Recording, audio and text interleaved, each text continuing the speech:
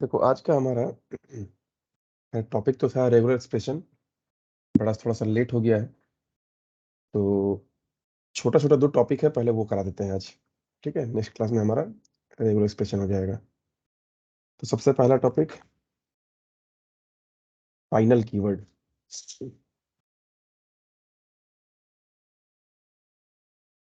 Keyword बोलो या reserve keyword बोलो, एक ही चीज है। तो जावा में एक फाइनल नाम का कीवर्ड होता है। फाइनल कीवर्ड का काम क्या है? तो टोटल 3 काम है, दिखाते हैं। सबसे पहला काम क्या है कि अगर फाइनल नाम का कोई कीवर्ड हुआ किसी वेरिएबल के आगे, तो वो उसके वैल्यू को कांस्टेंट कर देगा। मतलब तुम उसके वैल्यू को चेंज नहीं कर सकते हो। एग्जांपल देखो।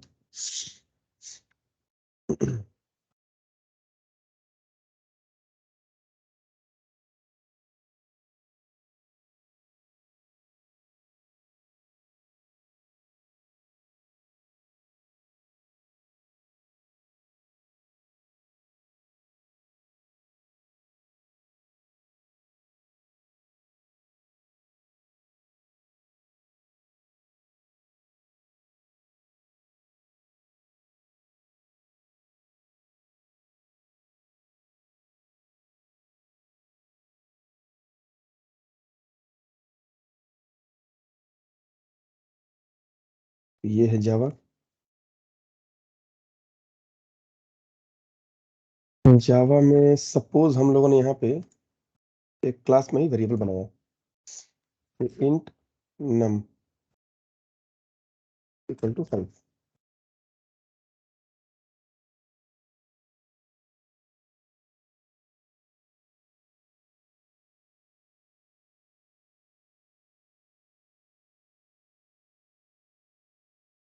ये क्या बोल रहा है कि non static variable can not be reference to a static constant. तो ठीक है, मान लो इसको स्टैटिक कर देते हैं।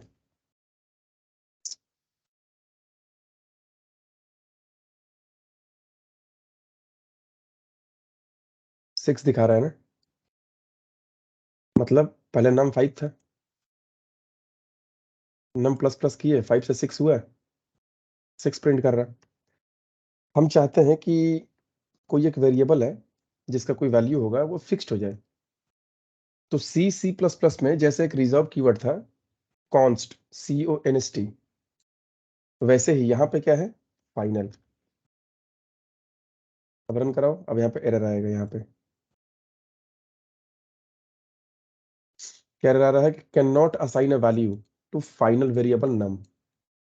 मतलब कि अगर किसी वेरिएबल के आगे फाइनल लगा दिए, अब तुम उसका वैल्यू को चेंज नहीं कर सकते हो। वो कांस्टेंट हो गया, फिक्स्ड हो गया एकदम। उसका वैल्यू ना घटेगा ना बढ़ेगा, ना कोई दूसरा वैल्यू उसमें तुम असाइन कर सकते हो। तो बोलो, ये चीज समझ में आया? फाइनल का पहला काम वैल्यू को हाँ कांस्टेंट सर। कर देना। ठीक है, दूसरा काम क्या है अब इसका? तो इनहेरिटेंस करते हैं। क्लास ए नाम का एक क्लास बना दिए, क्लास बी एक्सटेंड्स ए। तो ये बी क्लास क्या हुआ, ए का चाइल्ड क्लास हो गया ना। बी क्लास ए का चाइल्ड हो गया। इसको रन कराओ। फिर यहाँ पे एरर दिखाएगा ये वाला, इसको हटा दो पहले।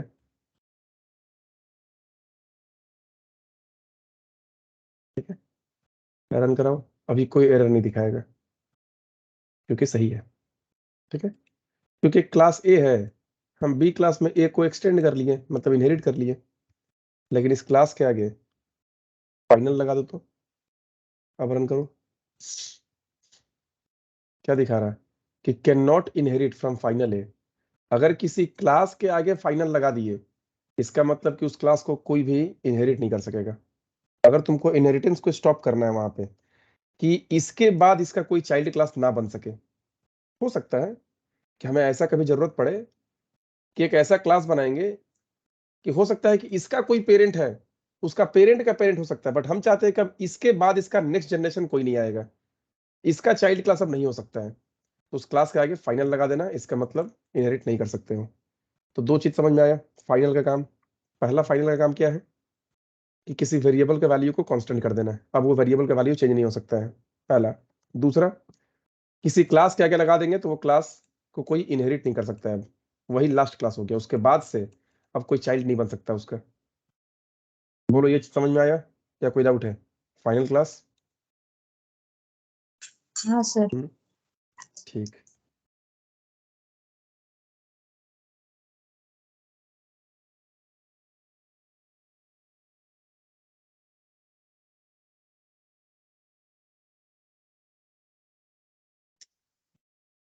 ये हेलो वर्ल्ड हो गया। तुम लोगों को पता होगा कि एक चीज है, जैसे जब इसको हम इनहेरिटेंस करते हैं यहाँ पे, तो ये तो ओवर राइडिंग हो रहा ना, बताए थे कि जब पेरेंट और चाइल्ड दो क्लास है, दोनों के अंदर में एक सेम मेथड है, उसको मेथड ओवर राइडिंग बोलते हैं। और एक ही क्लास में अगर दो मेथड का नाम सेम हो गया तो मेथड ओवरलोडिंग बोलते हैं। ठीक है, देखो इसको रन कराओ, गलती तो नहीं है कुछ? ठीक है, फाइनल लगाओ इसको। एरर आ रहा है कि टेस्ट इन बी के अंदर जो टेस्ट है can not override test in A. तुम लोग को इतना तो याद है ना कि इसको हम लोग ओवर राइडिंग बोलते हैं, कि पेरेंट क्लास में और चाइल्ड क्लास में अगर मेथड का नाम सेम हो गया तो। बोलो इतना याद है जो हम बताए थे? Yes sir. ठीक। तो फाइनल का तीसरा ये और लास्ट काम क्या है कि अगर किसी मेथड के आगे फाइनल लगा दिए तो उस मेथड को उस क्लास का जो चाइल्ड क्लास होगा वो ओवरराइड नहीं कर सकता है। बस यही है फाइनल का तीन काम। फाइनल का पहला काम, किसी वेरिएबल के आगे लगा दिए तो वेरिएबल को तुमको वहां पे तब इनिशियलाइज करना होगा, छोड़ नहीं सकते हो। मतलब ऐसे नहीं कर सकते हो कि फाइनल स्टैटिक इंट नम ऐसे करके छोड़ दो, ऐसा नहीं। यहाँ तुमको वेरिएबल का वैल्यू डालना ही पड़ेगा। फाइनल लगा दोगे तो वैल्यू डालना पड़ेगा, क्योंकि फाइनल वैल्यू देना पड़ेगा ना, उसका फाइनल वैल्यू क्या है। ठीक है, तो अगर किसी वेरिएबल के आगे लगा दिए तो ये इस वेरिएबल के वैल्यू को फाइनल कर देता है, पहला। दूसरा, किसी क्लास के आगे लगा दिए तो इनहेरिटेंस को फिर स्टॉप कर देगा, वो उस क्लास को कोई इनहेरिट नहीं कर पाएगा। तीसरा, किसी मेथड के आगे लगा दिए तो उस मेथड को कोई उसका चाइल्ड क्लास ओवरराइड नहीं कर सकेगा। तो तीन ही चीज तो होता है जावा के अंदर में, एक क्लास होता है, एक वेरिएबल होता है, एक मेथड होता है, और तो कुछ होता नहीं है। तो जिसके भी आगे लगा दो, वेरिएबल के आगे लगा दिए तो उसका वैल्यू को फिक्स कर दिया, अब उसका वैल्यू चेंज नहीं होगा। मेथड के आगे लगा दिए तो ओवर राइडिंग नहीं होगा, क्लास के आगे लगा दिए तो इनहेरिटेंस नहीं होगा, खत्म। ये था इनम। बोलो इसमें किसी को भी कोई डाउट? नहीं सर। अब हमारा जो दूसरा टॉपिक है वो क्या है? तो इनम, ये भी रिजर्व कीवर्ड है।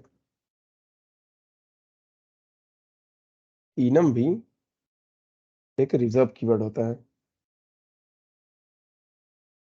तो इनम का काम क्या है? अब इसका भी काम होता है कॉन्स्टेंट्स को बनाना, लेकिन जैसे इनम का तुमको कब जरूरत पड़ेगा, तो ये भी फाइनल के टाइप का होता है। It is a kind of final values. It is a, लिख सकते हो कि list of final values. Enum क्या होता है कि अगर हम लिखते हैं कि नम इक्वल टू 5, तो तुम एक नम नाम का जो वेरिएबल है इसमें तुम 5 स्टोर कर दिए, 50 भी स्टोर कर सकते हो, 150 भी स्टोर कर सकते हो, 1250 भी स्टोर कर सकते हो, 12506 भी स्टोर कर सकते हो। मतलब एक वेरिएबल के अंदर में तुम कोई भी वैल्यू स्टोर कर सकते हो। मान लो अगर ये इंटीजर वेरिएबल रहा तो तुम इसके अंदर में कोई भी वैल्यू स्टोर कर सकते हो, 1 2 3 4 -5 -10, कुछ भी पॉजिटिव नेगेटिव तुम्हारा मन, कुछ भी वैल्यू स्टोर कर सकते हो।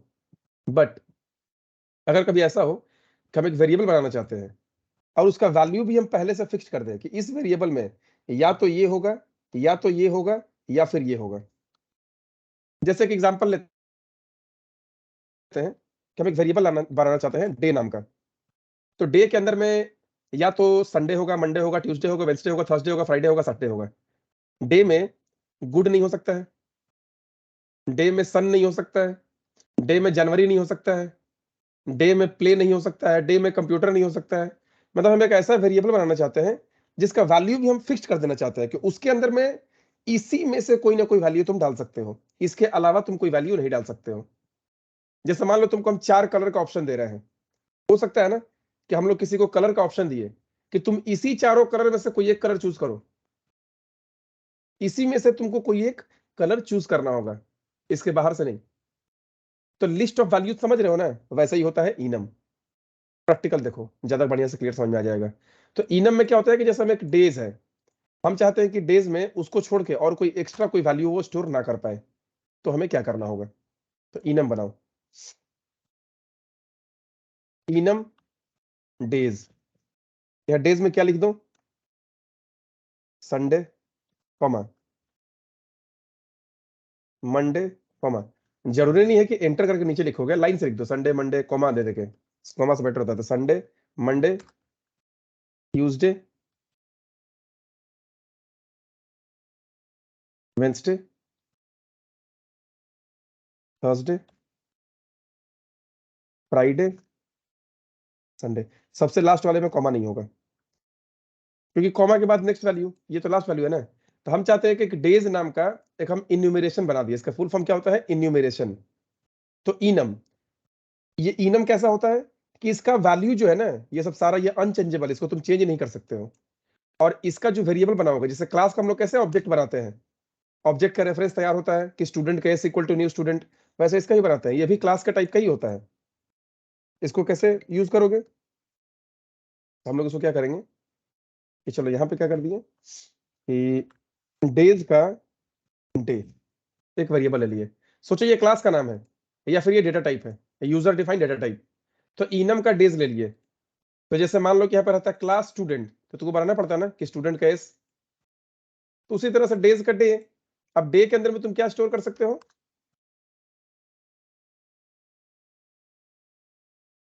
कहीं भी बना सकते हो। चलो यहाँ छोड़ दो, यहाँ मत बनाओ, अंदर बनाते हैं इसको।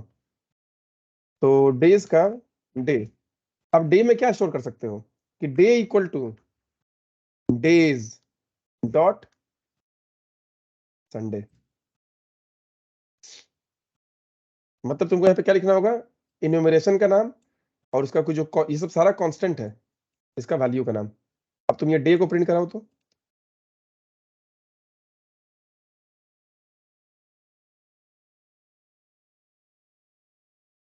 Variable Sunday is already defined in days.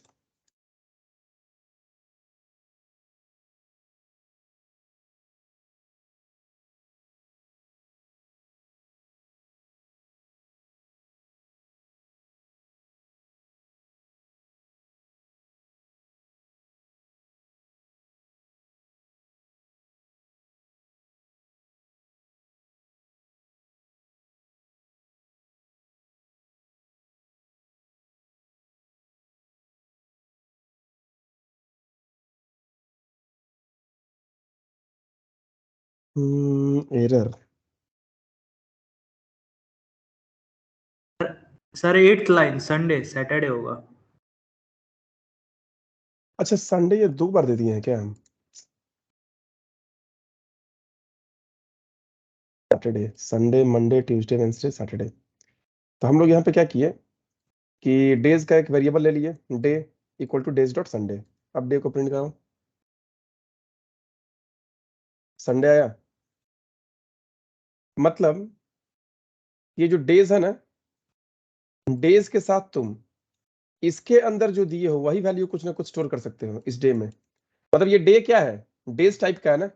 Type मतलब ये तो एक तरह से डेटा टाइप हुआ, user defined data type. Enum days, जैसे क्लास कैसे बनाते हैं कि क्लास स्टूडेंट, तो स्टूडेंट का एस इक्वल टू, उसके बाद जो करते हैं सो करते हैं। तो यहाँ पे भी डेज का डे, इसको 2 लाइन में भी कर सकते हैं। तो day equal two days dot Sunday, इसको क्या कर देते हैं हम लोग? थर्सडे कर दिए।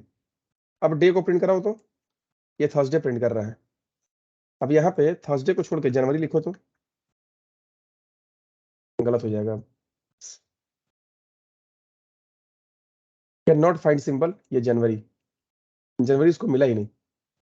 इसका मतलब कि अगर कभी लाइफ में ऐसा भी सिचुएशन आया कि हम एक वेरिएबल बनाना चाहते हैं, मान लो ये डेटा टाइप है, एक वेरिएबल बनाना चाहते हैं, उस वेरिएबल में कोई फिक्स्ड वैल्यू डालना चाहते हैं, उसको छोड़ के और कुछ नहीं हो सकता है, तो पूरा लिस्ट ऑफ वैल्यूज यहाँ पे डिफाइन कर दो, उसके बाद उसी में से कोई ना कोई वैल्यू यहाँ पे स्टोर कर सकते हो। जैसे डेज बना दिए हैं वैसे ही इनम मंथ्स, तो मंथ्स में जनवरी फरवरी, चलो 2 ही बनाते हैं। अब यहाँ क्या करो, मंथ्स का month equal two months dot जन, प्रिंट करो मंथ, रन करो।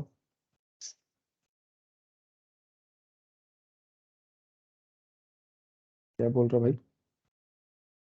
अच्छा यहाँ पे डेज में गलती था, नहीं वाला, चलो फ्राइडे कर दिया उसको, इसको जैन कर दिया, तो आ रहा है फ्राइडे और जैन, तो जैन कर सकते हो, फेब कर सकते हो, बट जैन फेब छोड़ के और कुछ नहीं होगा, क्योंकि 2 ही डिक्लेयर किए हो यहाँ पे।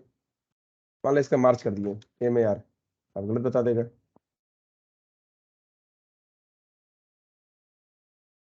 देखो गलत बता दिया, MAR है ही नहीं, तो यही है इनम। अब क्या है कि अब जो इनम है, चलो इसको मिटाते हैं, समझ में आ गया होगा तुम लोग को ये वाला चीज। तो एक ही इनम बनाते हैं, 2 बना दिए थे, अब इसको रन कराओ, अभी सही होगा ये, राइट है। तुम चाहो तो ये इनम को किसी क्लास के अंदर भी बना सकते हो, हम इनम को किसी क्लास के अंदर भी बना सकते हैं। ये एक डेटा टाइप का है, वेरिएबल टाइप का है, और कुछ नहीं। रन करो, आया। इसको तुम चाहो तो स्विच केस में भी डाल सकते हो, ये तो कांस्टेंट होता है एक तरह से, ये एक तरह से कांस्टेंट होता है, जैसे कि एग्जांपल बता रहे हैं, बस इसे छोटा कर देते हैं,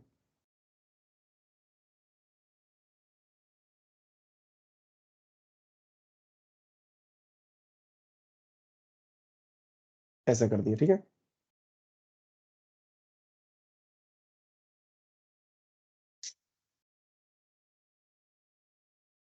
हम पूरा पूरा इसका प्रिंट करना चाहते हैं, चलो स्विच केस लगा देते हैं यहाँ पे,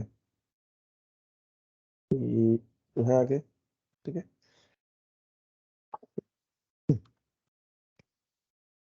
स्विच में गए, डे को पास कर दिए, ऐसे ही होता है स्विच केस। इसमें क्या कर दिए, केस, ठीक है, हम केस में क्या कर दिए, SUN, तो यहाँ पे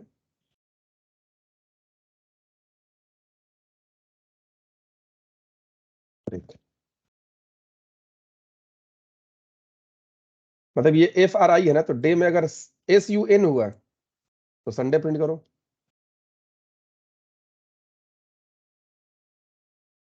यहाँ डिफॉल्ट डालने की जरूरत नहीं है, क्योंकि हमको पता है कि इसमें इसी में से कुछ ना कुछ होगा, क्योंकि अगर कुछ और दे देंगे यहाँ पे तब तो यहीं पे गलत आ जाएगा, स्विच केस में तो आएगा ही नहीं।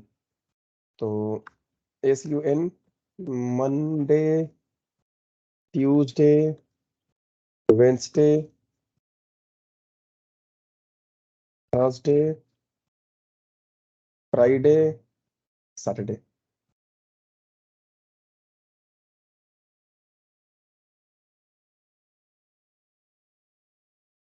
फ्राइडे हो गया,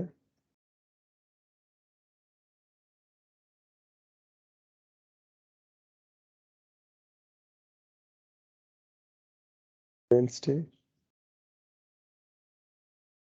ट्यूसडे, मंडे, संडे, रन करो।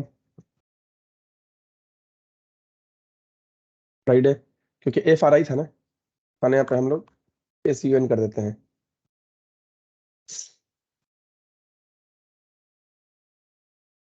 संडे, मतलब ये यहाँ पे एज ए कॉन्स्टेंट एक केस का वैल्यू भी हिसाब से तुम इसको यूज कर सकते हो। अगर मान लो कि लूप लगा देते हैं, हम चाहते हैं कि कोई इन्यूमरेशन है, इसके अंदर जितना वैल्यू हमको सबको प्रिंट करना है, एक याद है फॉर लूप का एक एडवांस केस बताए थे हम कि फॉर ईच वाला, कि फॉर एक लिस्ट होता था, अगर कुछ याद है एक बार बताए थे हम कि अगर लिस्ट है कलेक्शन ऑफ वैल्यूज तो कैसे प्रिंट करा सकते हो कि डेज का डे, ठीक है, कोलोन उसका नाम क्या है, डेज नाम है ना, days value. Days dot values, तो एक एक करके आएगा उसमें और उसको प्रिंट करा दो।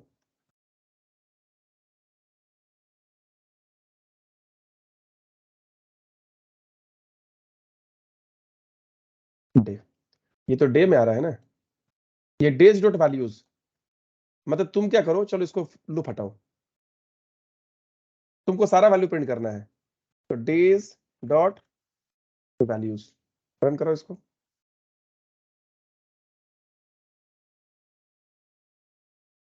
ये क्या आ रहा है, एल मेन डेज, एड्रेस आ रहा है, ठीक है, ये एड्रेस आ रहा है।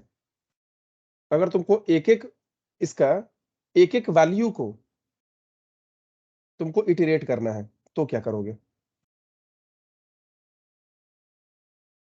अब देखो यहाँ पे डेज डॉट वैल्यूज, सारा वैल्यू आया लिस्ट पूरा, उसमें से एक एक करके निकल रहा है, पहले फिर डे प्रिंट हुआ, फिर दूसरा वैल्यू निकला, फिर प्रिंट हुआ, फिर तीसरा वैल्यू निकला, फिर प्रिंट हुआ। क्या बोल रहा भाई गलती, फॉर लूप बंद हुआ, मेन बंद हुआ, क्लास, चलिए क्लास बंद हुआ,